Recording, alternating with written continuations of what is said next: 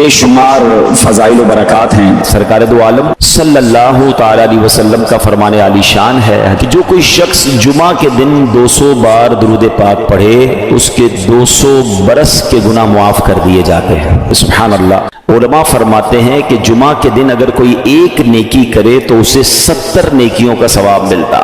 ہمیں اس دن تلاش کر کر کے نیکیاں کرنی چاہیے، درود پاک پڑھیں، تلاوت قرآن کریں، ہو سکے تو جمعہ کے دن سورہ یاسین پڑھیں۔ صلو علی الحبیب صلی اللہ تعالی علی محمد صلی اللہ علیہ وسلم۔ نبی پاک صلی اللہ علیہ وسلم کا فرمان ہے جس کا مضمون ہے کہ مرنے کے بعد بندے کا اعمال نامہ منقطع ہو جاتا ہے، ڈسکنیکٹ ہو جاتا ہے۔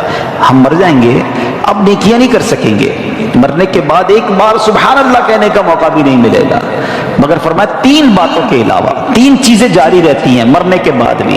نمبر 1، علم بندہ چھوڑ کر جائے، حدیث پاک کا مضمون ہے، جو باقی رہے لوگ اس سے نفع اٹھاتے رہیں۔ تو علماء کتابیں لکھ کر جاتے ہیں، طلباء چھوڑ کر جاتے ہیں، پھر پیچھے علم چلتا رہتا ہے اور ان کو قبر میں ثواب کا تحفہ ملتا ہے۔ دوسرا فرمایا صدقہ جاریہ، بندہ زندگی میں کوئی ایسا کام کر جائے، صدقہ جاریہ والے مسجد بنا دی، مدرسہ بنا دیا، کنواں کھدوا دیا، درخت لگا دیا، بہت سارے ایسے کام ہیں جو جاری رہتے ہیں، تو بندہ دنیا سے چلا جائے گا، وہ نیکی چلتی رہے گی، اسے قبر میں ثواب ملتا رہے گا۔ تیسری بات نبی پاک علیہ الصلوۃ والسلام نے فرمائی وہ یہ ہے کہ جب نیک اولاد ہو اور وہ مرنے کے بعد والدین کے لیے دعائے مغفرت کرے، ایصال ثواب کرے، تو مرنے کے بعد والد کو یا اس کی والدہ کو قبر میں اس کا ثواب ملتا ہے۔ سبحان اللہ۔ پھر اولاد حافظ قرآن ہو، اللہ اکبر۔ حفظ قرآن کے فضائل اس قدر بیان ہوئے، احادیث کا مضمون ہے کہ جو حافظ قرآن ہوتا ہے نا، وہ حافظ قرآن جس نے قرآن کو یاد کیا، اس کے حلال کو حلال جانا، اس کے حرام کو حرام جانا، بروز قیامت وہ اپنے گھر والوں میں سے ایسے 10 لوگوں کی شفاعت کرے گا جن پر گناہوں کی وجہ سے جہنم واجب ہو چکا تھا، اتنے گناہ ہو گئے تھے کہ جہنمی بن گئے تھے، مگر حافظ قرآن ایسے 10 لوگوں کو گویا جہنم سے نکال کر جنت میں لے جائے گا۔ قیامت کے دن جنہوں نے قرآن حفظ کیا ہوگا، قرآن پڑھا ہوگا، ان کے والدین کو جنتی لباس پہنایا جائے گا، جنت کا تاج پہنایا جائے گا۔ وہ پوچھیں گے یا اللہ یہ عزت یہ اکرام کس وجہ سے؟ فرمایا جائے گا تمہاری اولاد کے قرآن کو تھامنے کی وجہ سے۔ اپنے بچوں کو عالم بنائیں، اپنے بچوں کو حافظ قرآن بنائیں۔ نبی پاک علیہ السلام کا فرمان عالی شان ہے، جو شخص اپنے بیٹے کو ناظرہ قرآن کریم سکھائے اس کے سب اگلے پچھلے گناہ بخش دیے جاتے ہیں، اور جس نے اپنے بچے کو بغیر دیکھے پڑھنا سکھایا تو اللہ تعالیٰ اس باپ کو 14ویں رات کے چاند کی مانند اٹھائے گا اور اس کے بیٹے سے کہا جائے گا پڑھ، جب بھی وہ ایک آیت پڑھے گا اللہ تعالیٰ اس کے باپ کا ایک درجہ بلند فرما دے گا، یہاں تک کہ وہ پورا قرآن پاک ختم کر لے۔ سبحان اللہ۔ بچے کو قرآن سکھانا کس قدر فضیلت کا باعث ہے۔ آج نارملی ہم یونیورسٹیز، کالجز اور دنیا بھر کی تعلیم سکھانے کی فکر تو کرتے ہیں، اے میرے میٹھے اسلامی بھائیوں، کیا اپنے بچوں کو قرآن پڑھانے کی ہمیں فکر ہے؟ دنیا بھر میں جہاں کہیں ہیں دعوت اسلامی کے مدنی ماحول میں قرآن پاک سیکھنے سکھانے کا بڑا زبردست طریقہ موجود ہے، سسٹم موجود ہے۔ خود بھی قرآن پڑھیے اور اپنے بچوں کو بھی قرآن پاک کی تعلیم دیجیے۔ اللہ تعالی ہم سب کے دلوں کو نور قرآن سے منور فرمائے۔ یہ بڑا مجرب ایک عمل ہم نے دیکھا، بزرگوں سے سنا کہ جس کے یہاں بیٹا نہ ہوتا ہو یا بیٹی کی تمنا ہو تو وہ سیدنا حمزہ رضی اللہ عنہ کے مزار پر حاضری دے کر یہ تمنا کرے کہ یا اللہ ان کی برکت سے جو بیٹا عطا فرما، اور جب بیٹا عطا ہوگا تو میں اس کا نام حمزہ رکھوں گا۔ کئی حمزہ ملے مجھے، یہ بتایا تھا، ہم نے وہاں جا کے نیت کی اور یہ حمزہ ہمیں مل گیا۔ تو چلیں جو نہیں جا سکتے آج ان کا تصور کر کے اللہ سے دعا کرنی ہے کہ اللہ ان کے صدقے بیٹا عطا فرما دے، ہم بیٹا نبی پاک کے مبارک چچا کے نام پر حمزہ رکھیں گے۔ میرا کریم مولا دینے والا ہے اور اچھوں کے صدقے ہم پر بھی کرم ہو جائے گا انشاءاللہ۔ اچھا، حافظ قرآن کے حوالے سے ایک مدنی پھول اور دوں، یہ غفران بیٹا کے لیے بھی ہے، یوسف بھائی کے لیے بھی اور باقی لوگوں کے لیے بھی، کہ جب آپ کے بچے یا بچی حافظ قرآن بن جائے نا، ہمارا بہت بڑا ٹارگٹ ہوتا ہے یہ حافظ بن جائے۔ میرے حساب سے حافظ بنانا آسان ہے، حافظ برقرار رکھنا مشکل ہے۔ جیسے جیسے عمر بڑی ہوگی نا، اس کی زندگی میں اور مصروفیات بھی آئیں گی، تو اب حفظ بھلا دیتے ہیں لوگ۔ تو اس کا شاندار طریقہ یہ ہے کہ اب حافظ بن گئے، اب مرتے دم تک قرآن یاد رہے، اس کا انتظام کرنا ہوگا، روزانہ دہرائی بھی ہوگی، جب کاروبار نوکری پہ لگ جائیں تب بھی روز کا 1 گھنٹہ مخصوص کرنا پڑے گا جو قرآن کو دہراتا رہے، ہر رمضان میں مصلی سنائیں تاکہ یہ حفظ باقی رہے، ورنہ چلا جاتا ہے۔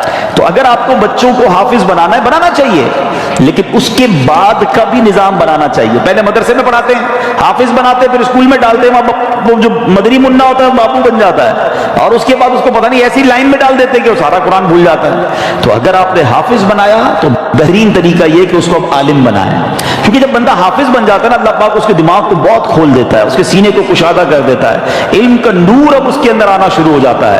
تو جب وہ عالم بنتا ہے تو کہتے ہیں نا سونے پہ سہاگا، نور علی نور ہو جاتا ہے. تو اپنے بچوں کو حافظ بنائیں اور پھر عالم بنائیں. لوگ بڑے فخر سے کہتے ہیں میرا بیٹا P H D, doctor, engineer. ایک حدیث نہیں سنا سکتے کسی انجینئر کی فضیلت کی، کسی ڈاکٹر کی فضیلت کی. علماء کی فضیلتوں کے باپ بھرے ہیں. نبی پاک علیہ الصلوۃ والسلام فرماتے جس کا مضمون ہے جب اور لوگ قیامت کے دن جنت میں جائیں گے نا تو علماء کو روک لیا جائے گا کہ رکو، باقی لوگوں کی شفاعت کر کے انہیں بھی جنت میں ساتھ لے جاؤ.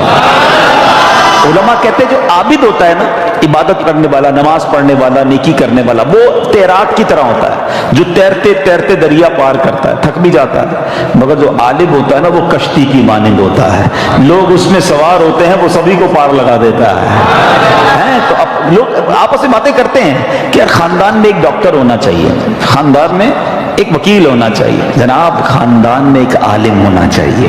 اللہ وہ دن دکھائے کہ خاندان میں ایک مفتی ہونا چاہیے، ایک حافظ قرآن ہونا چاہیے. ایسے بچے بناؤ تو انشاءاللہ یہ مرنے کے بعد آپ کے لیے صدقہ جاریہ کا باعث بنیں گے. آج بچوں پہ توجہ نہیں دیتے ماں باپ، بعد میں سر پکڑ کے روتے بھی ہیں بچہ نشے میں چلا گیا، غلط صحبت میں چلا گیا. آپ کو چاہیے تھا کہ آپ اس کی ایسی تربیت کرتے.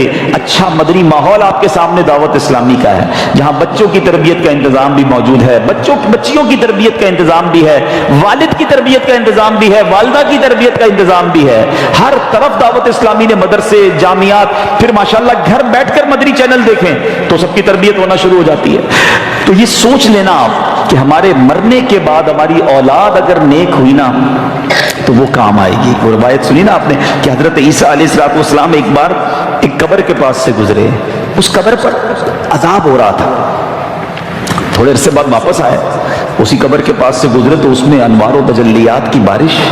آپ نے کہا یا اللہ پہلے عذاب ہو رہا تھا، اب رحمتیں برس رہی ہیں، یہ سب کیسے ہوا؟